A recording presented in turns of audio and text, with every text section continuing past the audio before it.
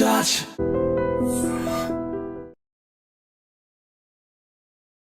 Welcome to I dream. నేను ఉదయశ్రీ. విదేశాలకు education purpose వెళ్ళి అక్కడే సెటిల్ అవ్వాలనే స్టూడెంట్స్కి ప్రజెంట్ బయటి దేశాలలో పరిస్థితి ఏ విధంగా ఉంది, ఏ కంట్రీలో బాగుంది, ఏ కంట్రీకి వెళ్తే బాగుంటుంది, సజెషన్స్ ఇవ్వడానికి మనతో ఉన్నారు ఇమిగ్రేషన్ లాయర్ సంతోష్ కుమార్ సలాది. మాట్లాడదాం. నమస్తే అండి, వెల్కమ్ టు అవర్ స్టూడియో. ఎక్కువగా మన ఇండియన్స్ వెళ్ళేది యుఎస్, ఆ తర్వాత యూకే, ఆ తర్వాత చాలా కంట్రీస్కి వెళ్తూ ఉంటారు. కానీ ప్రజెంట్ ఏ కంట్రీ గురించి మనం మాట్లాడుకున్నా యుఎస్ అయితే అక్కడ మన ఇండియన్స్ జాబ్స్ పోతూ ఉన్నాయి. మనకు అసలు యూనివర్సిటీలో కూడా రాని పరిస్థితి, చాలా చాలా ఇష్యూస్ ఉన్నాయి. సో ఇప్పుడున్న సిచ్యువేషన్, మళ్ళీ రష్యా, యుక్రెయిన్, ఇన్ని కంట్రీస్ లో ఇన్ని ప్రాబ్లమ్స్ ఉన్నాయి. అయినప్పటికీ స్టూడెంట్స్ కొంతమంది బయటికి వెళ్ళి చదువుకోవడానికే ఇంట్రెస్ట్ చూపిస్తూ ఉన్నారు. సో మీరు ఇప్పుడు ప్రెసెంట్ సిచ్యువేషన్ లో బయటికి వెళ్ళి చదువుకోవాలనే స్టూడెంట్స్ కి మీరు ఇచ్చే సజెషన్స్ ఏంటి? ట్రూ. మీరు అడిగారు కదా, that wear the answer is like geo political thing is connected to everything. So ఇప్పుడు ట్రంప్ టారిఫ్స్ వచ్చినాయని చెప్పి అందరూ ఎడ్యుకేషన్ గురించి అడుగుతున్నారు, but tariffs have nothing to do with education. యాక్చువల్గా టారిఫ్స్ గాట్ ఎక్స్పోర్ట్స్ వీటి మీద ఎఫెక్ట్, కానీ బిఫోర్ టారిఫ్స్ మార్కెట్ డౌన్ ఓవరాల్గా యూఎస్లో. Apart from that Indians problem ఇది. అమెరికా చేసిన ప్రాబ్లం కంటే కూడా ఇండియన్స్ సెల్ఫ్గా చేసుకున్న ప్రాబ్లం ఎక్కువ. జనరల్ ఏంటంటే మాస్టర్స్ మన వాళ్ళు ఎందుకు వెళ్తారు? చదువుకోవడం, ఎంఎస్ చేయడానికి, ఆ పేరు కానీ on the name it's for education, but most of them want to go there to part time చేసుకుంటారు, సెటిల్ అవుతారు.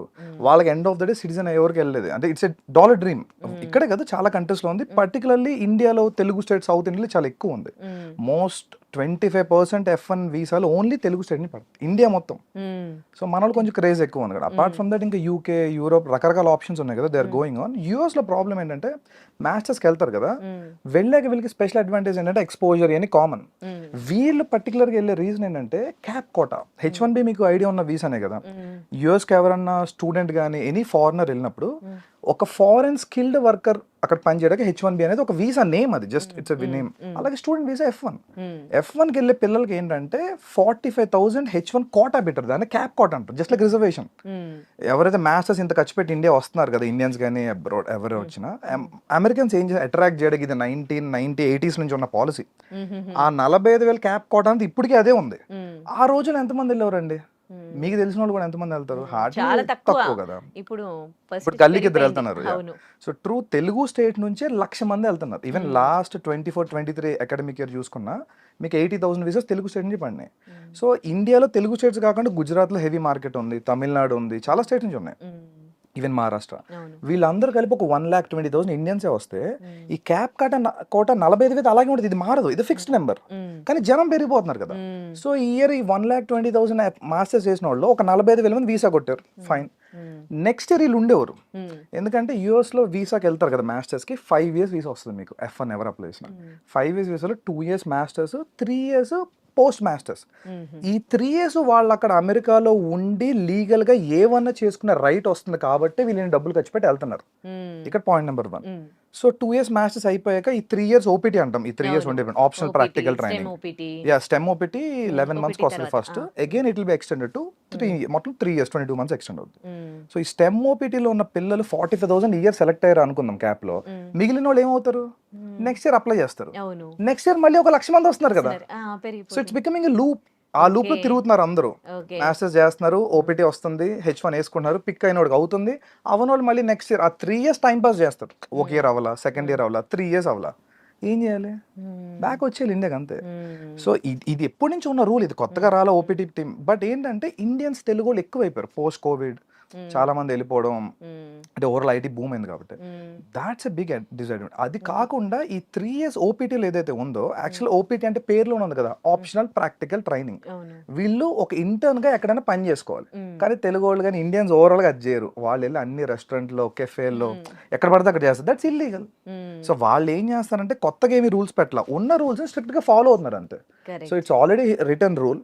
స్టూడెంట్ పార్ట్ టైమ్ గా ఉన్నప్పుడు 20 years చేసుకోవాలి, అది క్యాంపస్ లో చేయాలి.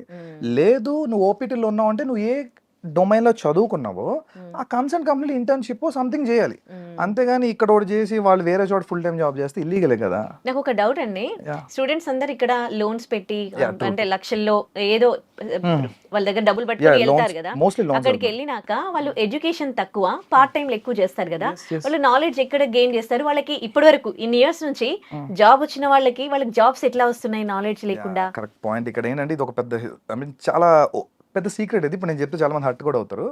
Indians are purely consultancy based. Indians particular Telugu వాళ్ళు యూఎస్ లో మొత్తం ఎడ్యుకేషన్ నుంచి జాబ్ వరకు కన్సల్టెన్సీ రన్ అవుతాయి. దే విల్ కాల్ బ్యూటిఫుల్ గా దాన్ని ఫ్యాన్సీగా స్టాఫింగ్ ఏజెంట్స్ అంటారు. So it's 70-30 80-20 proportionate job. So వీళ్ళు ఏం వచ్చినా రాకపోయినా the so call staffing agents or consultancies will take care of them. వాళ్ళు గెస్ట్ హౌస్ రన్ చేస్తూ ఉంటారు. ఎంఎస్ అయిపోయినాక పిల్లలకి ఏంటి, అబ్రాడ్ లో హైయెస్ట్ ఎక్స్పెండిచర్ ఫుడ్ లివింగేగా, ప్రతి నెల ఖర్చు ఆల్మోస్ట్ $2,000 అవుతుంది. అది గెస్ట్ హౌస్ ఫ్రీగా ప్రొవైడ్ చేస్తాయి. వీళ్ళకి వీళ్ళే ట్రైన్ చేస్తారు, వీళ్ళే అన్ని పెడతారు, ఫేక్ గానీ వాట్ ఎవర్ అన్ని. సో పెట్టి వీళ్ళకి ఒక 10 years 8 years ఉన్నోళ్ళలాగా ప్రొజెక్ట్ చేసి మార్కెట్ లో తీసుకెళ్తారు. వాడికి రియల్ టైం అదేం రాదు కదా. ఈవెన్ ఇంటర్వ్యూస్ కూడా ప్రాక్సీలతో చేస్తారు. సో వాళ్ళు అక్కడికి వెళ్ళిపోయి దిల్ మేనేజ్ సంహౌ. ఇది ఒకప్పుడు నడిచింది, మార్కెట్ బల్క్ లో ఉన్నప్పుడు అది ఏం చేసి నడిచింది. కానీ మార్కెట్ ఇప్పుడు ప్రిసైజ్ అయింది. ఈవెన్ టెక్ లో కూడా అందరిని ఉంచుకోవట్లేదు, ఫుల్ స్టాక్ లో ఇంపార్టెంట్ వాళ్ళు ఉంటున్నారు. ఈవెన్ ఇండియాలో కూడా మాస్ లే ఆఫ్ చూస్తున్నాం కదా మనం. సో అది కొంచెం ఎక్కువ ఉంది అంతే తప్ప tariffs have nothing to do with education. But tariffs వల్ల ఏంటంటే ఇన్ఫ్లేషన్ పెరిగింది. నేను మళ్ళీ అగైన్ ఫస్ట్ పాయింట్, వీళ్ళకి ఎవ్రీ మంత్ ఎక్స్పెన్స్ అవుతాయి. పార్ట్ టైం దేనికి చేస్తున్నారు మీరు? ఏంటంటే లోన్, ఎగ్జాక్ట్లీ లోన్స్ ఉన్నాయి కదా, ఈ లోన్ అమౌంట్ కష్టపడి వస్తున్నారండి అంతే. వీళ్ళు 2-3 years ఉంటున్నారు, మాస్టర్స్ కట్టుకుంటున్నారు. ఈ 2 years పార్ట్ టైం చేసినప్పుడు తినడానికి సరిపోతున్నాయి, పెద్ద మిగలట్లా. ఆ లోన్ తీర్చుకొని వస్తే చాలని ఫీల్ అవుతుంది. ఇది ఓపెన్, చాలా మందికి తెలిసిందే కానీ బయటకు చెప్పుకోరు. అగైన్ ఈ స్టాఫింగ్ ఏజెన్సీస్ కన్సల్టెన్సీ అనేది ఒకప్పుడు బాగా పనిచేసేవి, అది ప్రాబ్లం. ఇప్పుడు వాళ్ళకి కూడా కొంచెం టఫ్ అయింది, ఎందుకంటే ఈ ఇమిగ్రేషన్ క్రాక్ డౌన్ అవడం వల్ల ఫేక్ H1 అవి పెట్టేవారు కదా, అవన్నీ క్రాక్ డౌన్ చేస్తున్నారు. మరి ఇంకా కొంతమంది ఏమంటారంటే ఇది ఇంకా తాత్కాలికం కాదు, just for few more years, ఆ తర్వాత సిచువేషన్ మంచిగా అయిపోతుంది అక్కడ. I don't think so because I am not someone authoritative to tell that, but as per my analysis I don't think so. It's done. ఎందుకంటే లక్షల మంది స్టాగ్నెంట్ అయిపోయారు, ఒక 15 లక్షల మంది స్టాగ్నెంట్ అయ్యారు. సో 15 లక్షల మంది స్టాగ్నెంట్ అయినప్పుడు 50,000 చెప్పని వేసుకున్నా వాళ్ళకి ఎన్ని ఏళ్ళు పడుతుంది? వాళ్ళు రావడానికి ఒక 25-30 years అవుతుంది. అపార్ట్ ఫ్రమ్ దట్ కొత్త వాళ్ళు వస్తారు. అండ్ అమెరికన్స్ ఎలా ఉన్నారంటే they are not at all favourable for new laws favouring the immigrants. అసలు ఉన్నవే పీకేమంటున్నారు.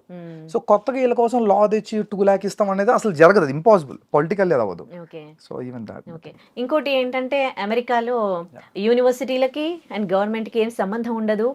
అంటే ఇప్పుడు ట్రంప్ ఇన్వాల్వ్ అవుతూ ఉన్నారు కదా, ఇప్పుడు యూనివర్సిటీస్ అంటే బయట దేశాలలో స్టూడెంట్స్ ని ఇప్పుడు యూనివర్సిటీ చూస్తున్నాం కదా, మరి గవర్నమెంట్ కి ప్రాబ్లం సంబంధం ఏం లేదు కదా. అమెరికా అనేది ఒక క్యాపిటలిస్టిక్ ఎకానమీ, అక్కడ డబ్బుతోనే ప్రతిదీ నడుస్తుంది. Because they go for that, they have official lobbying to. అందుకనే ఇండియాలో లాబింగ్ ఇల్లీగల్ కదా, but US lobbying legal. So American universities Indian కానీ ఏషియన్స్ రాకపోతే ఇప్పుడు అడుక్కు తింటున్నాయి ఓపెన్ గా. చాలా యూనివర్సిటీస్ కి ఫ్యాకల్టీస్ పే చేసే పొజిషన్ లేదు, రీసెర్చ్ ఫెసిలిటీ డబ్బులు కట్టే పరిస్థితి లేదు. సో యూనివర్సిటీ దృష్టిలో ఏంటి, my balance sheet should be good always.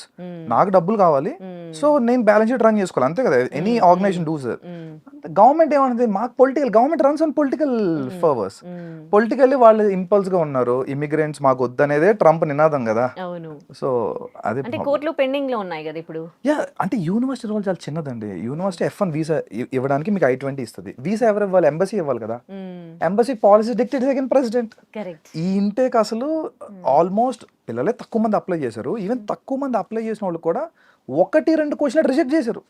నిన్న మొన్న రెడ్డిట్ లో ట్రెండ్ అవుతుంది, 1 F1 ఇంటర్వ్యూ గై పెట్టాడు, ఇట్స్ టూ మచ్. అండ్ ఒకటే క్వశ్చన్ అడిగారు, ఒక గై IITian, వాడికి వీసా ఇవ్వలేదు. Because they have a limit, ఇంతవరకే ఇవ్వండి అనేది. ఇప్పుడు కరోనా టైంలో వాళ్ళకి ఓపెన్ హ్యాండ్ ఇచ్చారు అక్కడ యూనివర్సిటీలో బతకాలని చెప్పి.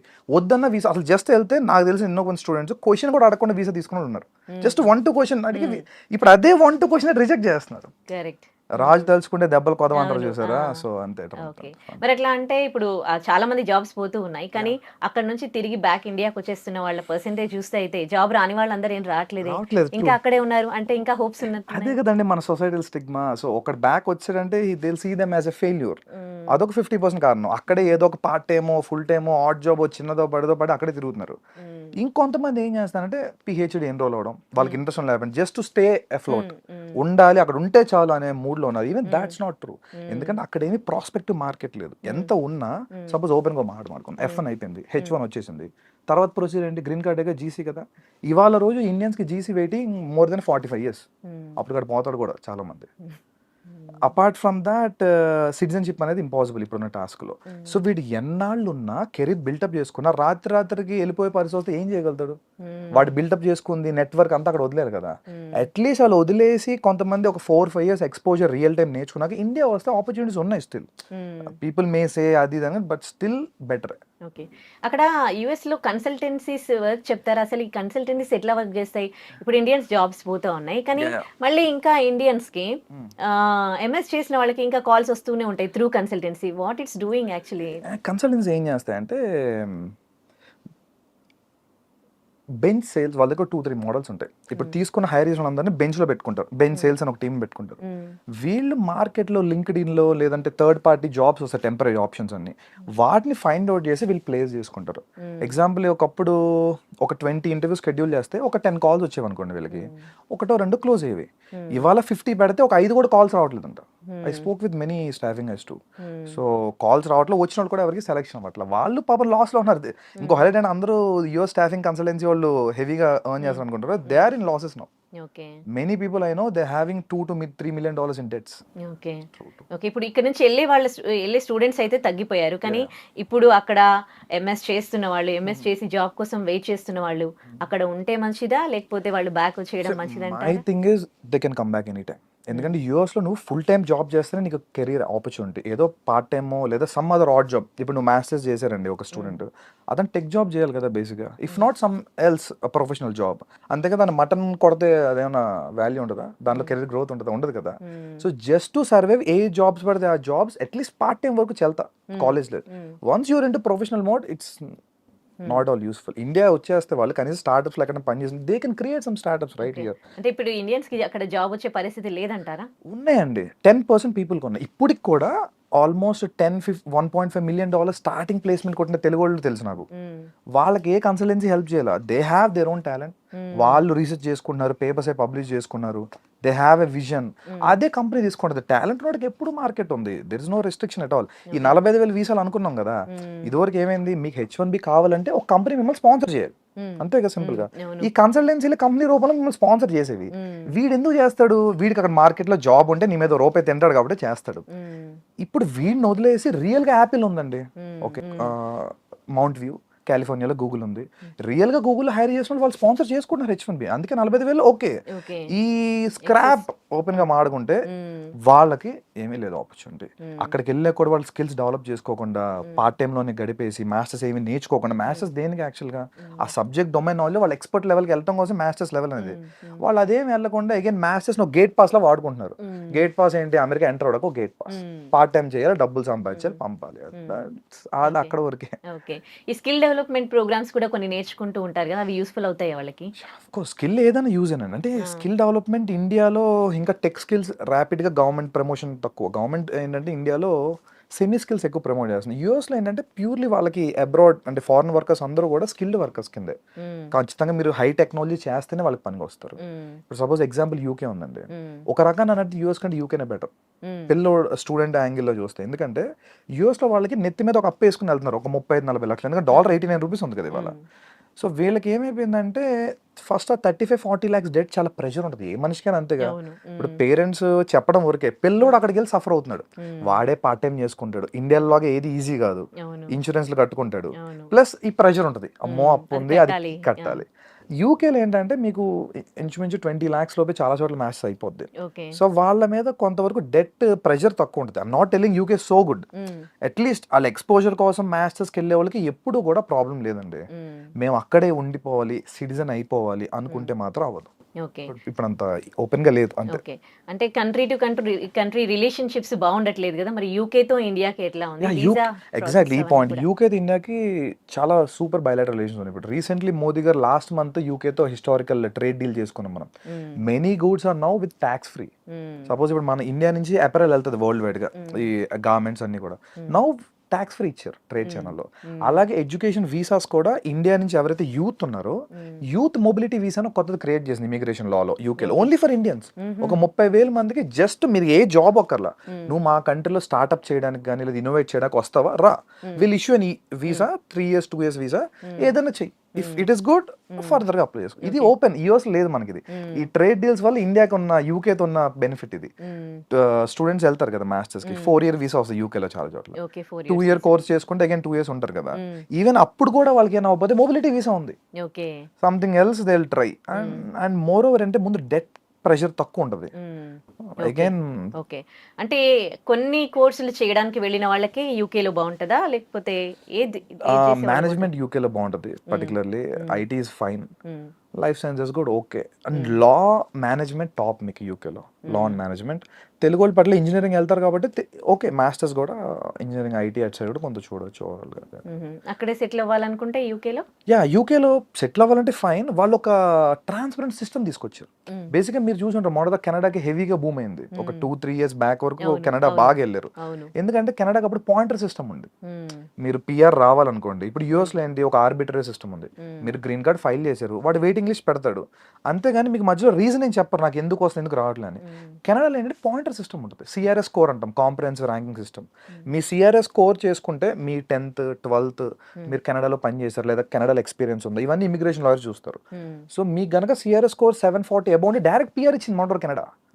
So that's why people flocked. 640 నుంచి ఇచ్చుకొచ్చింది 740 వరకు ఇచ్చారు. ఇప్పుడు ఏంటంటే కెనడా ఆపేసింది, వాళ్ళకి చూసాం కదా ఖలిస్తాన్ ఇష్యూస్ ఉన్నాయి, ఇమిగ్రేషన్ ఎక్కువైపోయింది. అగైన్ యూకే ఇప్పుడు పాయింటర్ సిస్టమ్ తెచ్చింది, అంటే నువ్వు మాస్టర్స్ మా దగ్గర చేసావు ఇన్ని పాయింట్లు ఇస్తాం, ఇక్కడ నువ్వు ఒక 1-2 years ఎక్స్పీరియన్స్ ఉంది ఇన్ని పాయింట్లు ఇస్తాం, ఇండియాలో కూడా నీకు ఎక్స్పీరియన్స్ ఉంది. అట్లా ఈ పాయింటర్ సిస్టమ్ వల్ల ఏంటంటే ప్రతి ఒక్కరికి ఓపెన్ గా ట్రాన్స్పరెంట్ తెలుసుద్ది, ఇన్ని పాయింట్లు నాకు వచ్చినాయి, ఇన్ని పాయింట్ లెవెల్ వస్తే పిఆర్ వస్తుందంట, అందుకే రావట్లేదు సంథింగ్ కదా. అంతేగాని మిగతా చోట యూఎస్ లో కానీ చాలా యూరోపియన్ కంట్రీస్ లో పిఆర్ వేయాలి, ఇమిగ్రేషన్ లాయర్స్ వెళ్తా ఉంటారు, మనలాంటి వాళ్ళు సబ్మిట్ చేస్తారు, వాళ్ళు ఎప్పుడు ఇస్తారో అప్పుడు అంతే. సో మీ ఫైల్. మరి యూకేలో ఇంత మంచి ఆపర్చునిటీస్ ఉన్నప్పుడు ఎందుకు యుఎస్ ని ఫస్ట్ ఆపర్చునిటీగా పెట్టుకుంటారు? మనకి ట్రెడిషనల్లీ హ్యూజ్ మార్కెట్, అంటే మీరు పాపులేషన్ వైజ్ చూడండి, US population around 40 crore, 35 to 40 crore. UK population around below 5 crores. So 6.5 overall United Kingdom అంతా చూసుకున్నా. So huge difference. అండ్ ఈ ఫార్చ్యూన్ 500 కంపెనీస్లో ఏంటంటే ఐటీ, తెలుగు వాళ్ళు లేదా south Indians particularly bulk into IT and IT consulting services. So US huge market, world మొత్తానికి IT వాళ్ళే కదా. సో అందుకని మన తెలుగు ట్రెడిషన్ ఎక్కువ వెళ్తుండేవారు, అంతేగాని there is nothing else. And ఈ అడ్వాంటేజ్ ఉండేవి మనకి, వేరే ఏ కంట్రీలో కన్సల్టెన్సీస్ లేవు, స్టాఫింగ్ ఏజెన్సీస్ కానీ, మ్యాథ్స్ అయిపోతే వాడు ఓన్ గా చూసుకోవడం లేదంటే సంథింగ్. బట్ యూఎస్లో ఏంటంటే ఎట్ కంఫర్ట్, నీకు మ్యాథ్స్ అయిపోయిందా రా, నేను ఫ్రీగా ఫుడ్ ఇస్తా, అకామిడేషన్ ఇస్తా, ట్రైన్ చేస్తా, నువ్వు ప్లేస్ అయ్యేదాకా నేనే చూసుకుంటా. ఇది మంచి ఆపర్చునిటీ కదా. సో తెలుగు వాళ్ళకి ఈ మార్కెట్కి అలవాటు పడిపోయారు ఒక 30-25 ఏళ్ళ నుంచి. ఇంకా మాట్లాడుకుంటే యూరోప్ లో ఆపర్చునిటీస్ ఉన్నాయి, అంటే if there studios enough Europe లో ఆపర్చునిటీస్ ఉన్నాయి, కానీ బల్క్ లేవు. మనకేంటే బల్క్ వచ్చాయి, బల్క్ లో వచ్చిన వాళ్ళు వెళ్ళాలి అంతే, అదే ప్రాబ్లం అవుతుంది అందుకోసం. ఓకే, ఇప్పుడు మరి యూకేలో ఉన్న ఈ ఆపర్చునిటీస్ గురించి అవగాహన ఉందా, వెళ్తూ ఉన్నారా మరి? యూకే బాగా వెళ్తున్నారండి, ఇప్పుడు సెకండ్ ప్లేస్ యూకేనే. అంటే ఇన్ఫాక్ట్ నాకు తెలిసి ఈ అకాడమిక్ మేబీ యూకే ఫస్ట్ కూడా రావచ్చు. యూఎస్ తగ్గింది కదా, ప్రీవియస్లీ యూఎస్ ఫస్ట్ ప్లేస్ లో ఉంటే సెకండ్ హైయెస్ట్ నెంబర్స్ యూకేకి వెళ్ళేవారు. ఇప్పుడు అగైన్ ఆస్ట్రేలియా కూడా టైట్ అయింది ఇప్పుడు చాలా. ఆస్ట్రేలియాలో ఫినాన్షియల్ థింగ్స్ అని చాలా టైట్ చేశారు, and also very costly. So అందుకోసం ప్రిఫర్ చేస్తాను. వీసా ప్రాసెస్ కి ఇప్పుడు ఏమి ఇబ్బందులు ఏం కలగట్లేదు. యూకే వెరీ బ్యూటిఫుల్, ఎందుకంటే ఇంటర్వ్యూ కూడా లేదు. యూఎస్ కి అయితే ఇంటర్వ్యూ ఉంది కదా, వాడు వెళ్తే ఏదో ఒకటి అడిగి రిజెక్ట్ చేస్తున్నారు. UK complete document based online visa. So they will submit papers అన్ని బాండ్ కరెక్ట్గా ఉంటే వీసా వస్తుంది, బాగోపోతే రాదు, అంతే. Very simple. యూకే తర్వాత ఇంకా యూరోప్ అండి, Canada complete down, and I suggest no way Canada, అస్సలు లేదు మార్కెట్. యూరోప్ ఇంకా జర్మనీ, ఫ్రాన్స్, ఈ ట్రెడిషనల్ మార్కెట్స్ ఉన్నాయి కదా. అగైన్ యూరోప్ లో ప్రాబ్లం, మన ఎంత మీరు అడిగిన క్వశ్చన్ కూడా ఏంటంటే, యూరోప్ కి ఎందుకు వెళ్ళరంటే తక్కువ, యూరోప్ లో జస్ట్ లైక్ ఇండియాలో స్టేట్స్ లాగా ఏ కంట్రీకి వెళ్తే ఆ లోకల్ లాంగ్వేజ్ వస్తుంది. జర్మనీ వెళ్తే జర్మన్ నేర్చుకోవాలి, ఫ్రాన్స్ వెళ్తే ఫ్రెంచ్ నేర్చుకోవాలి, స్వీడన్ లో చాలా స్వీడన్ వెళ్తే మళ్ళీ స్వీడిష్ రావాలి. సో అది మళ్ళీ మన టఫ్ పార్ట్ కదా, ఆ లాంగ్వేజ్ మొత్తం, దాని గురించి కొంత ఇది. But Germany number 3, Germany number 3. జర్మనీలో ఎట్లా ఉందండి? జర్మనీ ఇస్ టూ గుడ్ అండి. జర్మనీ అంటే ఫస్ట్ నుంచి వాళ్ళు quality life, quality education, population కూడా సేమ్ యూకే లెవెల్ పాపులేషన్ వాళ్ళది. జర్మనీలో ఏంటంటే గవర్నమెంట్ స్కూల్స్ అని ఫ్రీ, అసలు డబ్బుల గురించి కాదు వాళ్ళు, Okay. Free most complete maths free. ఇక్కడ వాళ్ళ కంట్రీ వాళ్ళకా లేకపోతే లేదు మన వాళ్ళకి కూడా. ఓ జర్మనీలో మీకు public universities offer 90% to 100% scholarships. మన మన వాళ్ళు మరి చదువుకున్నారు ఎందుకు కూడా. మా జర్మనీకి వెళ్ళారు? కరెక్ట్ క్వశ్చన్ అడిగారు. ఇప్పుడు ఏంటంటే I tell you some secrets kind. UK US లో ఇప్పుడు మీరు బీటెక్ అమీర్పేట్ సైడ్ వెళ్తుంటే బీటెక్ ప్రాజెక్ట్స్ బోర్డులు పెట్టుంటారు, బీటెక్ ట్రిపుల్ ప్రాజెక్ట్స్ అని అవి. సేమ్ యూఎస్ యూకే లో ప్రాజెక్ట్ అసైన్మెంట్లు డబ్బులు పెట్టి కొనుక్కొని సబ్మిట్ చేసేయచ్చు. And they'll get అవును and they'll get grades and they'll pass out with convocation and all this and all. జర్మనీలో కుదరదు. జర్మనీలో Okay. పెయిడ్ అసైన్మెంట్స్ కష్టపడి చదువుకోవాలి. ఇంత ప్లాగరిజం ఉన్న కంప్లీట్ ఆ అసైన్మెంట్ ఆ సెమ్మే వేవో ఇది చేస్తారు. ఓకే సో నో వే దిల్ ట్రై. అందుకోసం చాలా తక్కువ మంది వెళ్తారు. వెళ్ళే స్టూడెంట్స్ పీపుల్ కి Germany is beautiful option. Okay మన వాళ్ళకి ఏంటి ఇవన్నీ వద్దు చాలా మందికి. I'm not telling generalize, but చాలా మందికి ఏంటంటే అలా ఫ్రీ మైండ్ సెట్ లో క్రియేట్ చేశారు. Maybe some consultancies or whatever reason. నువ్వు వెళ్ళిపోరా అలా వెళ్తే అది మనకి చిన్నప్పటి నుంచి ఈ ట్రాప్ ఉండింది కదా. 10th చదువు అయిపోయింది లైఫ్, ఇంటర్ అయిపో బీటెక్ వెళ్తే అన్ని ఈజీగా అయిపోవాలి మనకి, ఎక్కువ ఎగ్జాక్ట్లీ కష్టపడకుండా. ఎగ్జాక్ట్లీ బీటెక్ జాయిన్ అయితే అయిపోయింది ప్లేస్మెంట్ కొట్టే వరకు. Nothing goes in that way. Okay so అది ప్రాబ్లం యాక్చువల్గా. ఓకే జర్మనీ వీసా ప్రాసెస్ అంతా ఎట్లా ఉంటది? ఏ జర్మనీ- కోర్స్ చేయాలనుకునే వాళ్ళకి జర్మనీ బాగుంటది? Particularly engineering guys, mechanical, automobile ఇవన్నీ ఉన్నాయి కదా. India is going towards manufacturing. India self reliant అవుతుంది కదా, ఆత్మనిర్భర్ భారత్. అవును సో సెల్ఫ్ రిలయంట్ అవుతున్నప్పుడు manufacturing is only option. India China కానీ ఏ ఎకానమీ బీట్ చేయాలి, మనం థర్డ్ లార్జెస్ట్ సెకండ్ లార్జెస్ట్ వెళ్దాం అనుకుంటున్నాం. అవును so manufacturing is only way. Manufacturing రేపు స్టార్ట్ అవుతుంది ఇండియాలో, ఆల్రెడీ పుష్ వచ్చింది గట్టిగా. వీళ్ళకి చాలా మార్కెట్ ఉందండి. చాలా మంది ఈవెన్ నేను ఇయర్ కూడా చూసాను, ఏఎంఎల్ డేటా సైన్స్ కొట్టుకుని డొనేషన్ కట్టి జాయిన్ అయ్యారు చాలా యూనివర్సిటీస్ లో. బట్ ఫ్యూచర్ లో మెకానికల్ ఈసీ వాళ్ళకి బీభత్సమైన మార్కెట్ ఉంది, హెవీగా అందు సైడ్ ప్రొడక్షన్ కూడా ఉంది.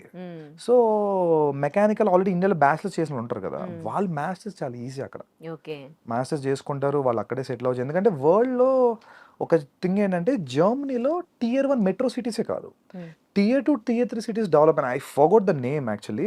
They called a system. It's a policy for them. Okay even world war 2 ఇంత వచ్చిన జర్మనీ ఎందుకు బ్రేక్ అవ్వలేదంటే అక్కడ ఎడ్యుకేషన్ ఇండస్ట్రీ కలిసి ఉంటుంది. Industry relevant curriculum completely. ఇండియాలో లాగా కాదు. అంటే ఇండియాలో ఏంటి కరికులం ఒకటి చెప్పేస్తారు, వాడు మళ్ళీ ప్లేస్మెంట్ కోసం ట్రైన్ అయ్యి సంథింగ్ వెళ్తాడు. ఇండస్ట్రీతో కలిపి యూనివర్సిటీలు రన్ అవుతాయి. ఇన్ఫాక్ట్ మీకు ఫోక్స్ వ్యాగన్ కార్స్ ఉన్నాయి కదా, ఫోక్స్ వ్యాగన్ వాళ్ళు యూనివర్సిటీ రన్ చేస్తారు తెలుసా జర్మనీలో, complete free. It's very funded university. In fact Volkswagen అంటేనే people's vehicle, German public company అది. So they are also running a university. ఇంకో డౌట్, జర్మనీలో వాళ్ళ లాంగ్వేజ్ లో ఉంటుందా Yeah, of ఎడ్యుకేషన్? course. అంటే జర్మన్ మీడియం కాకుండా ఇంగ్లీష్ మీడియం ఉంది, చాలా చోట్ల వెళ్తున్నారు. బట్ నేను మీకు ఓపెన్ చెప్తా, they speak 50% they converse in German. Okay అందుకే వీసా కూడా జర్మనీకి ఉన్న రిక్వైర్మెంట్ ఏంటంటే బై ద వీసా టైం కనీసం 2 levels ఆఫ్ జర్మన్ చేసి ఉండాలి. ఓకే సో అందుకోసం మన వాళ్ళు ఇంకో హిండ్రెన్స్ ఇందాక ఓకే ఇదైతే ఉంది, ఇంగ్లీష్ మనకి కామన్ లాంగ్వేజ్ కదా, సింపుల్ గా టోఫల్ ఐఎల్స్ రాసేసి వెళ్ళిపోతారు ఒక నెల కోచింగ్ తీసుకొని. ఓకే బట్ మీకు లాంగ్ టర్మ్ ప్లాన్ చేసుకుంటే కనుక జర్మనీ చాలా క్వాలిటీ ఆఫ్ కష్టపడే వాళ్ళకైతే మంచి ఫ్యూచర్ ఉంటది. చాలా ఫ్యూచర్ ఉంటుంది. అపార్ట్ ఫ్రమ్ దట్ ఫ్రాన్స్ కూడా సేమ్ వర్షన్. ఫ్రాన్స్ లో కూడా మీకు అంటే ఫ్రాన్స్ ఫ్రీ ఎడ్యుకేషన్ లేదు మోస్ట్లీ, బట్ Okay. తక్కువ fees, below 10 lakhs scholarship. Okay ఇక్కడ ఇంగ్లీషే కదా ఫ్రాన్స్ లో? అగైన్ సేమ్ యూరోప్ అంతా పేరుకి ఇంగ్లీష్ మీడియం అని ఉంటుంది, but they converse mostly in their vernaculars. Okay ఇప్పుడు మనమే ఉన్నామండి, ఇప్పుడు ఇంగ్లీష్ మీడియం ఉంటుంది స్కూల్లో, faculty will try to talk in the local language right to understand, same అంతే. సో బట్ సర్వైవ్ అవ్వాలంటే part times local taxi grocery everything మనం local తోని కన్వర్స్ చేయాలి. అవును అందుకోసం మేము కూడా కంపల్సరీ లోకల్ లాంగ్వేజ్ నేర్చుకోమంటాం. Apart without that they can do nothing. Okay so ఇప్పుడు వెళ్ళాలని అనుకునే స్టూడెంట్స్ కి మీరు ఇచ్చే సజెషన్స్ ఏంటి? So check your countries, if not try to do your own research. అంటే పర్టికులర్ నువ్వు వెళ్తాను యూనివర్సిటీ ఎంత అవుట్కమ్ ఉంది, ప్లేస్మెంట్. ఇండియాలో అక్కడ ప్లేస్మెంట్ థింగే ఉండదు, అవుట్కమ్స్ తెలుసుకోండి, అక్కడ మార్కెట్ ఎలా ఉంది చూసుకొని వెళ్ళటమే. రెస్ట్ మీకు రియల్ టైమ్ ఎడ్యుకేషన్ చేయాలంటే there are n number of opportunities. మీరు చదువుకుని రీసెర్చ్ అంటే లేదు, నేను పేరుకి మాస్టర్స్ చేస్తా, I want to get something for free అంటే ఇప్పుడు కొంచెం టఫ్ అయిపోయింది, ఆ సినిమా అయిపోయింది, ఇప్పటి నుంచి టఫ్ డే స్టార్ట్ అయినాయి. ఓకే అక్కడ ఇప్పుడు ఎంబీఏ చేసి ఇండియాకి బ్యాక్ వచ్చిన వాళ్ళ పరిస్థితి ఏంటి? ఇక్కడ మన ఇండియాలో ఎట్లా ఉన్నాయి? They're well recognized. Even UK అయినా యూరోప్ అయినా మనకి మంచి మంచి స్కూల్స్ ఉన్నాయి. బెనిఫిట్ ఏంటంటే ఇందులో ఒక అడ్వాంటేజ్ ఉంది మనకి. సపోజ్ ఇండియాలో ఉన్న కాంపిటీషన్ వల్ల ఇండియాలో ఒక యావరేజ్ బీ స్కూల్, ఒక 20 years old బీ స్కూల్ కూడా ఇప్పుడు 20-22 lakhs చార్జ్ చేస్తున్నాయి. బెంగళూరు రిలయన్స్ కానీ ముంబై ఎన్ఎంఎంస్ ఎవరిని చూసుకున్నా. వేరేజ్ అదే కాస్ట్ లో మీరు యూకేలో ఒక 150 years old బీ స్కూల్లో చదవచ్చు. So it's well recognized right, worldwide మీకు ఆపర్చునిటీ ఉంటుంది. They have internship opportunity too. ఇంకోటండి అక్కడ ఎంఎస్ అని వెళ్ళి పార్ట్ టైం జాబ్లు చేస్తారు తప్ప ఎడ్యుకేషన్ గెయిన్ చేయరు. వాళ్ళకి ఇక్కడికి వచ్చినాక ఏం జాబ్స్ వస్తాయి? ఏం రావు. రావట్లేదు చాలా మంది కూడా, వచ్చిన వాళ్ళు కూడా దే డూయింగ్ సంథింగ్. ఏం లేక మళ్ళీ ఏదో ఒక స్కిల్ నేర్చుకుంటారు, కరెంట్ ట్రెండ్ టెక్నాలజీ అంతే తప్ప ఓకే అసలు ఆ సిస్టమే ఘోరం అయిపోయిందండి. అందుకని ఈ కొలాప్స్ అంతా కూడా, okay because they not gaining anything new, existing ఉన్న దాంట్లో ఉంటున్నారు. కంపెనీకి అది అక్కర్లా, ఇక్కడ వాళ్ళే పట్టించుకోవట్లేదు కదా. యా సో అదే ప్రాబ్లం అవుతుంది. ఇప్పుడు H1B లో ప్రాబ్లం ఏంటంటే వాడికి స్పాన్సర్ చేస్తున్నారంటే బోల్ ట్యాక్సెస్ కట్టాలి. ఆ థింగ్ అని కంపెనీకి వేస్ట్ కదా, లోకల్ దొరికేస్తాడు ఆ టాలెంట్తో. అందుకోసం okay so unless and until you're super talented, you're in demand technology, then no problem. Rest are all average. Okay అంటే ఇక్కడికి వచ్చినాక ఏమన్నా స్పెషల్ ఉంటాయి కదా కోర్సెస్ లాంటివి నేర్చుకుంటే బెస్ట్ అంటారా? యా ఆల్రెడీ మాస్టర్స్ చేశారు కదా చేశారు, వాళ్ళందరూ. అక్కడ ఏం నాలెడ్జ్ లేదు కదా వాళ్ళకి. yes. అప్పుడు ఇక్కడికి వచ్చినాక ఏదో ఒకటి చేయాలి కదా. ఏదో ఒక ట్రెండింగ్ టెక్నాలజీ నేర్చుకోవడమే ఇందని అన్నట్టు. ఇప్పుడు మార్కెట్ లో ట్రెండింగ్ ఇప్పుడు బిగ్ డేటా హడూప్ నడుస్తుంది అనుకోండి, వాడు అది నేర్చుకుంటాడు వచ్చి ఇక్కడ 2-3 months కోర్స్. ఓకే దాని Telugu right, thank you so much for your valuable suggestions to viewers అండి. Thank you. And for more videos, Please subscribe to iDream. Please subscribe to iDream. Please subscribe iDream. And please subscribe to iDream. For more videos, subscribe to iDream. please like, share, and subscribe to the channel. Congratulations, iDream. Subscribe to iDream. Subscribe to iDream. So subscribe to iDream Media. iDream ki iDream team andarki huge congratulations. Please subscribe iDream Media. Please subscribe to iDream. Subscribe iDream. Please subscribe to iDream. iDream అంటే నా కళల ఛానల్ను subscribe చేసుకున్న నోరు తిరుగుతలేదు, మీరైతే గంట గుర్తు కొట్టండి. For more such videos, please subscribe to iDream. Subscribe to iDream. Please subscribe to iDream. Please subscribe iDream Media. Please do subscribe to iDream. Please subscribe to iDream Media. For best entertainment and information, please subscribe iDream. And don't forget to subscribe to iDream.